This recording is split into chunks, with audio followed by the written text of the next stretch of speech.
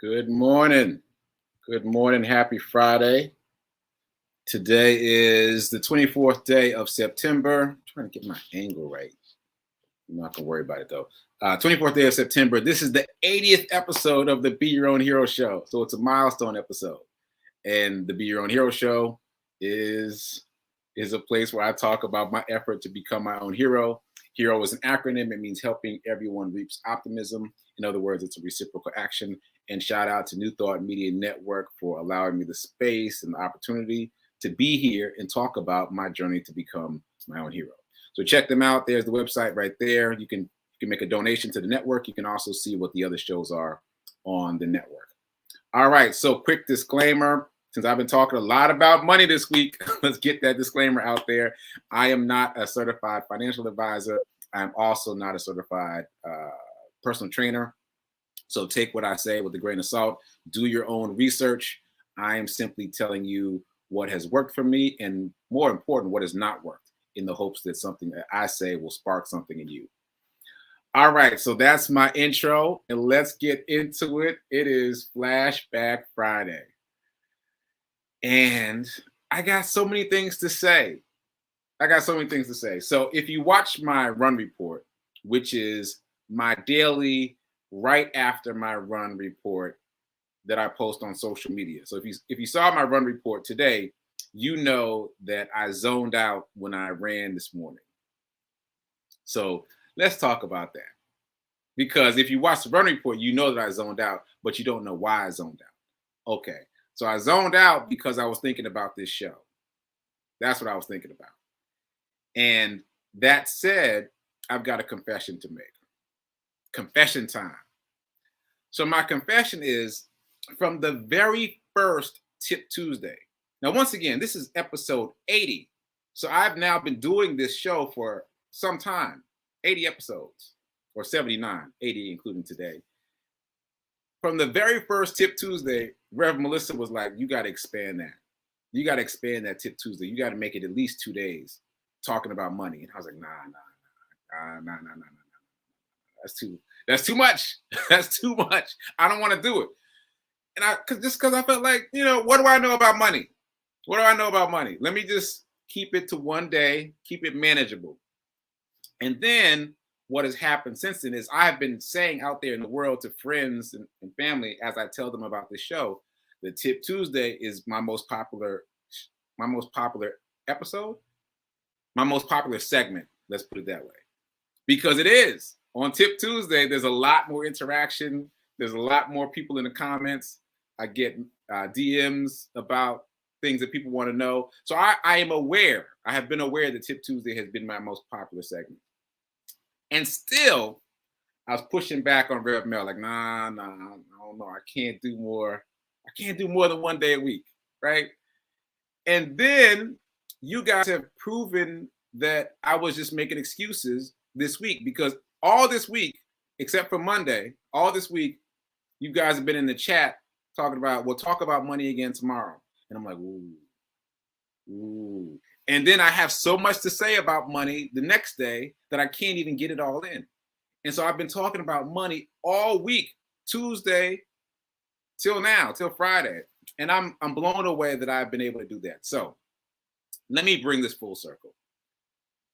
I am finally going to follow Rev Mel's advice and push a little bit in the direction of financial literacy, because it seems to be what you guys want. It seems to be helpful. And every day before I start the show, I say to myself that I'm here to be of service. And so if that is the place where I can be of service, then I'm going to lean into that and push past my own little things about it. Right. So this is my intention. As of my run this morning, my intention is to make this the quote unquote last episode of season 1. We had an 80 episode run. And then come Monday morning, episode 81 will really be episode 1 of season 2. And season 2 will be about spiritual financial literacy. And I'll be talking about money every day, all week. And then I'll still be talking about the charity run. I'll still be talking about hero hoodies and all the other things but the weight of the show will shift towards financial literacy, not just for you, but for me too. Because what occurred to me on my run this morning, and by the way, today is day 116 of me running every single day, at least a mile a day, for 116 days in a row. And also it's day 14, meaning I've been running a 5K every day for 14 days in a row. So what I have learned by having that level of commitment to running is that the information shifts. Like when you do something every day, you immerse yourself in it in a way that it shifts, it grows, you learn more, you develop a process, you develop strategies. It's just entirely different than jogging once a week, for example. It's an entirely different level. And so I want to apply that same muscle to financial literacy for myself and for you too, so that we can learn this financial thing together and significantly change our financial lives. Significantly. Emphasis on the significantly part. Okay, so that's my intro. That's what we're doing. That's what we're doing. I am just going to follow spirit on this, because if you ever told me I would have a show, period, let alone a show where I'm going to be talking about money, I wouldn't have believed you. But that's what we're doing. All right. So moving on.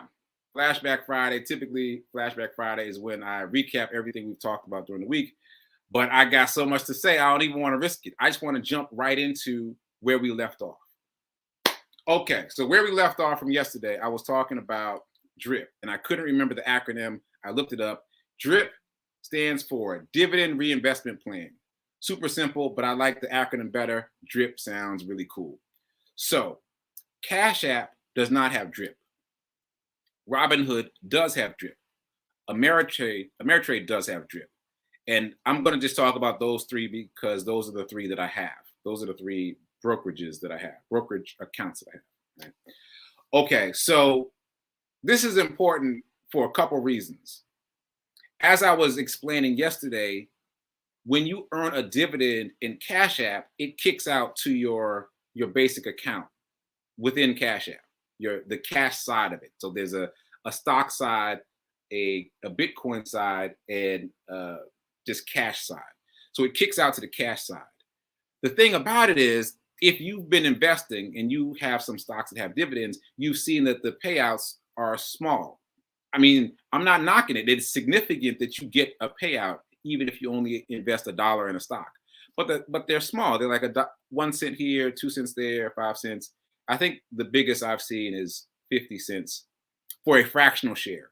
Once you buy a whole share, the numbers increase dramatically. Once you buy a whole share, you're talking about a couple bucks. But let's just stick with the fractional shares. So if you get like 50 cents and that kicks out to the cash side of Cash App, you cannot reinvest that back into the stock side of Cash App until it reaches $1.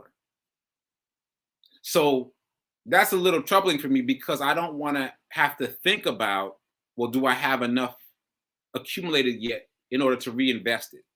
I just want it to be automatic. I would rather work with DRIP, where it's just automatically reinvested. I don't even have to think about it. So that said, I'm going to be setting up DRIP on Robinhood. I can't remember if I've done it already or not, but I'm going to make sure that it's set up on Robinhood. I know it's set up on Ameritrade. And that begs the question, what am I going to do with Cash App? And now 2 of you reached out to me to ask, how do you transfer your Cash App portfolio to a different brokerage like Ameritrade? And I didn't know, so I looked it up. Very interesting answer. Very interesting answer. Okay, so the way you do it is you set up what's called an automated customer account transfer, right? But here's the thing, though. Guess how much the fee is to transfer your Cash App portfolio to another brokerage? $75. $75. You could buy multiple shares of stock with $75. I'm not paying $75 to transfer my portfolio from Cash App to another brokerage, but I'm smiling because I feel like we've reached the point of knowledge and awareness where we're beginning to see where the traps are.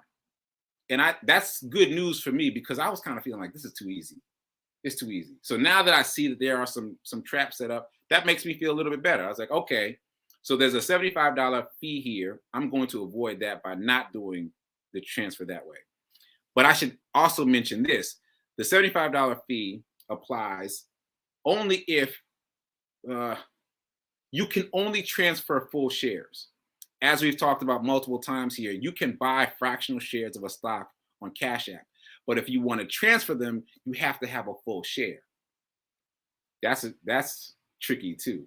So your fractional shares, if you want to move those, you have to close your position, and therefore the money will automatically move into the cash side of Cash App. And then you have to cash out into your regular bank account. And then you have to transfer from your regular bank account into the other brokerage house. Yeah, I'm not going to do all that. I'm not going to do all that. That's for many reasons. I'm not going to do all that. And I won't even get into the reasons because I don't want to run out of time. So my thought when I figured all that out was, well, what am I going to do with Cash App? And so this is what I'm thinking as of today. As of today, I'm thinking I'm going to use Cash App primarily for what I call layaway stocks. So I'm going to put some of these stocks on layaway. Like Amazon stock and Tesla stock are very expensive stocks. I think they're like $2,000, $3,000 per share. So I'm not going to buy a full share, but I'm going to put something on it though. I'm going to put something on it. Put a little something on it, put it on layaway, and just keep putting something on it. All right. So that's what I will use Cash App for, to buy fractional shares of very expensive stocks. Now, then the other thing that occurred to me is, well, I still want to close my positions on the smaller stocks that I have, the smaller positions that I have that are paying a dividend, because I do want to just do dividend buying on a brokerage house that has drip. So I'm going to do the dividend buying on Robinhood and Ameritrade. So what am I going to do with the accumulated money that I get from closing my positions within Cash App? And then I thought, well, I wonder if there's something that I can put that money on. And so I did a little Googling, fell down a rabbit hole, and then I found Mr. Wonderful from Cash App, not from Cash App, Mr. Wonderful from Shark Tank, talking about he's shoring up like 3%. He's already shored up 3% of his holdings. No, I'm sorry, his cash, and he's trying to get to 7%. He's shoring that money up to invest in crypto. Right? Now, Mr. Wonderful's net worth is $400 million. So 3 to 7% of his portfolio is a lot of money. And he's storing that money, getting ready to invest in crypto. So at this point, we have to think about crypto as an asset class, because that's the way Mr. Wonderful is thinking about it. And he's a $400 million man. So we need to pay attention to the way he's thinking about it. So stop talking about like Bitcoin, Ethereum. Just look at it as a asset class, overarching, like real estate, stocks, bonds, cryptocurrency. And he is saving up some money to invest in cryptocurrency. So I am saving up some money to invest in cryptocurrency. If he's doing it, I'm doing it too. And I'm almost out of time, so I'll just end by saying this. He expects cryptocurrency to become the 12th sector of the stock market. That is huge, because it's only ever been 11 sectors, ever. And he's thinking that cryptocurrency is going to become the 12th sector. That will be huge. I mean, world changing. So, all right. So now I'm officially out of time. So I'm going to pick up from there on Monday, which will be the first episode of season 2 of the Be Your Own Hero show, where we'll be talking about spiritual financial literacy. So till then, be a hero, keep doing, be your own hero, and remember that now, right now, is better than perfect. And I will see you on Monday, and later today on Sit with Rev Melissa, and on Sunday, where I will be hosting Living Life in Joy. All right, I'll see you soon. Later.